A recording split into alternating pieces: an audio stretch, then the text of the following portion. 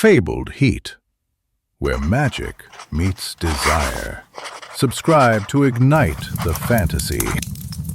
The heat wasn't a gentle awakening, it was a weight pressing down on me, a stifling blanket woven from the very air itself. Sunlight thick and molten gold didn't simply enter my chamber, it sliced through the heavy velvet curtains, revealing not a welcoming glow, but the stark reality of my confinement. Each beam illuminated the dancing dust motes, a swirling galaxy of imperfection against the ancient gray stone walls. The scent was the most insidious part. Wildflowers, yes, a vibrant bouquet of honeysuckle and lavender, but underneath, a damp earthiness clung to everything, a heady perfume that both soothed and unsettled. It smelled of life, of growth, of freedom, and it was a cruel mockery, a beautiful, gilded prison. Elsa Grimly, which reborn, should have felt power surge through me, a triumphant roar echoing the magic now thrumming in my veins. Instead, a tremor of vulnerability ran through my core, cold and unwelcome. This new life, brimming with potent magic and the promise of something more, felt less like a fairy tale and more like a carefully constructed trap, baited with power and veiled in luxury. A tempest of uncertainty raged within me, and I was adrift in its eye, spinning helplessly. Gregory, the name alone, was a caress and a brand, searing itself onto my thoughts. I closed my eyes, and the memory flooded back, the feel of his power, vast and ancient, overwhelming mine during our first encounter. It hadn't been a forceful takeover, not precisely. It was a dismantling. A subtle amusement had danced in his dark eyes as he disarmed me, stripping away my illusions of control with a grace that was both terrifying and alluring. The heat of his gaze, a physical force that stole my breath, the deliberate slowness of his touch as he traced the lines of my power, it had been a humbling, intoxicating experience. A brutal reminder that beneath his polished exterior, beneath the courtly manners and the charming smile, lay a fire that could consume me utterly. A fire I inexplicably wanted to feel again.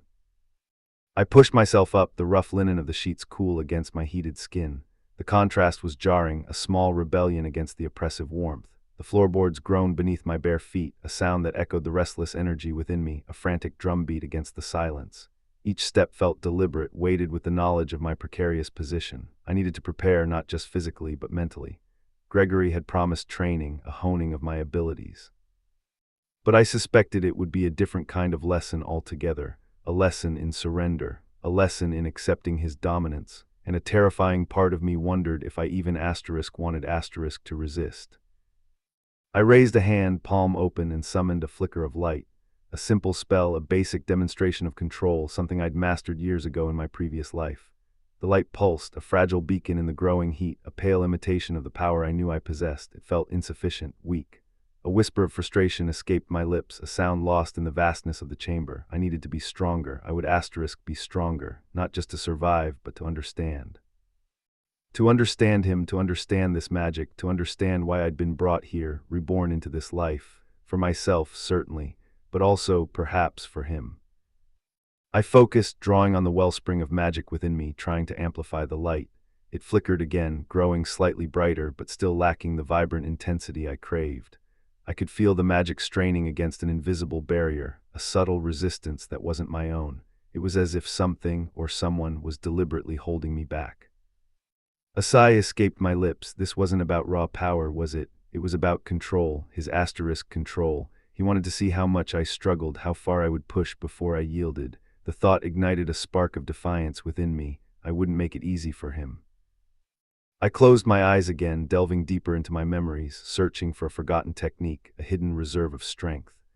I remembered my grandmother, a powerful witch in her own right, teaching me to weave illusions, to manipulate energy, to bend reality to my will. She'd always said, magic isn't about force, Elsa, it's about finesse. It's about understanding the currents and guiding them, not battling against them. I tried to apply her wisdom to shift my approach. Instead of forcing the light to grow, I focused on shaping it, molding it into something more intricate, more refined. I imagined a delicate flower, petals unfurling in the warmth, radiating a soft, ethereal glow. Slowly, painstakingly, the light began to respond. It shifted from a flickering spark to a steady, luminous bloom, casting intricate shadows on the stone walls. It wasn't the raw power I desired, but it was a start, a small victory, a testament to my resilience, and as I gazed at the glowing flower, a new thought occurred to me. Perhaps Gregory wasn't trying to break me, perhaps he was trying to teach me, to show me the true potential of my magic, a potential I hadn't even begun to grasp. The idea was unsettling, dangerous even, but it also held a strange allure. I was a moth drawn to a flame, and Gregory was a bonfire. I extinguished the light, the chamber plunging back into shadow. The scent of wildflowers and damp earth seemed to intensify, filling my lungs with a bittersweet fragrance. I needed to dress to present myself as the powerful witch I was meant to be.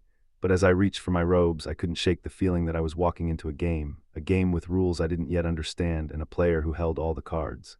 And a part of me, a reckless, foolish part of me, was eager to play.